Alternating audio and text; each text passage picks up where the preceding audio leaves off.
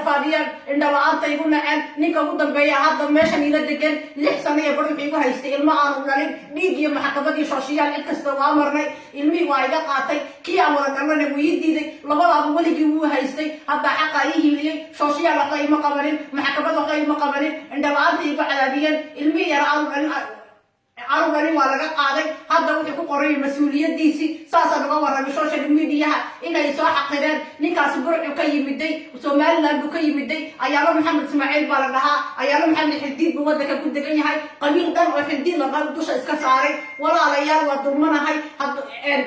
ninki wuxuu social media soo fadhiisanaa anigana waan sheegayaa anna waa isdifaacaya amaalkiisa maanta wacay waxaan yidhi amaalkiisa habaneer lacagtii walaashayda soomaaliyeed fardows maxamed cali ee muqdisho degan ee doctoorada lacagta ay kusoo dirtay ee 1500 ahayd weli habaneer ima soo gaadhin 6 cishaan sugayay habaneer lacagtii aan kaa raba inaad soo dirto 30 bisha aniga raba inaan iska bixiyo waxay tiri lacagtaa kuusoo diri maayo aniga ayaa haya ninkii baa isdifaacaya ninkii baa hadalkiisa la dhegaysanaya ninkii baa hadalkiisa la xaqiijinaya soomaaliye lacagtii dhibaatadii gaadhay qabyaalad bay noqotay lacagtii laygu lahaa qabyaalad bay noqotay dhibaatadii aan sheegtay dhinac qabyaalada loo bedelay walaalayaal qof jilicsan baanahay anigu qabiil ma lihi ummadda soomaaliyeed baa walaalaheeya soomaaliya ii kaca soomaaliya ii hiiliya maxal qofkiina jilicsan qabiilka ugu eegtaan maxal qofkiina jilicsan qabiilka ugu eridaan maxal qofkiina baahan qabiilka ugu eegtaan amaalkaysi qabiil ma ii isticmaashay anigu qabiil ma ii soomaaliyaanahay soomaaliya walaalaheeya ii hiiliya soomaaliya waan dhibaataysanahay dowladda sweden hoosteeda ku dhibaataysanahay calanka sweden hoostiisa ku dhibaataysanahay calanka sweden hoostiisa ku dulmanahay soomaaliya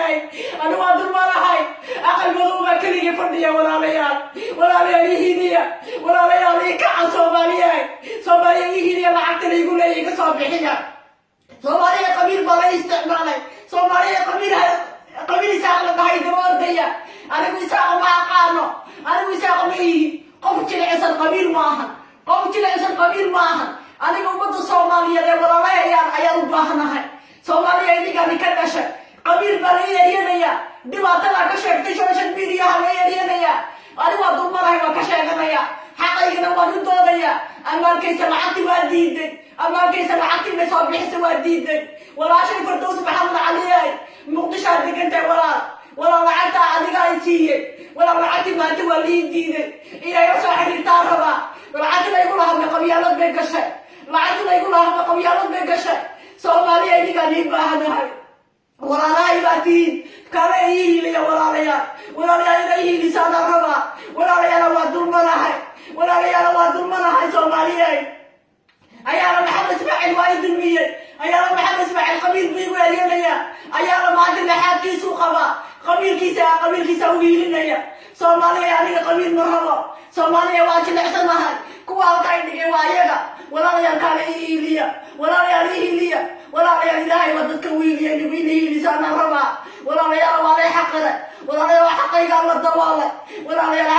daboolay soomaaliya ii hiiliya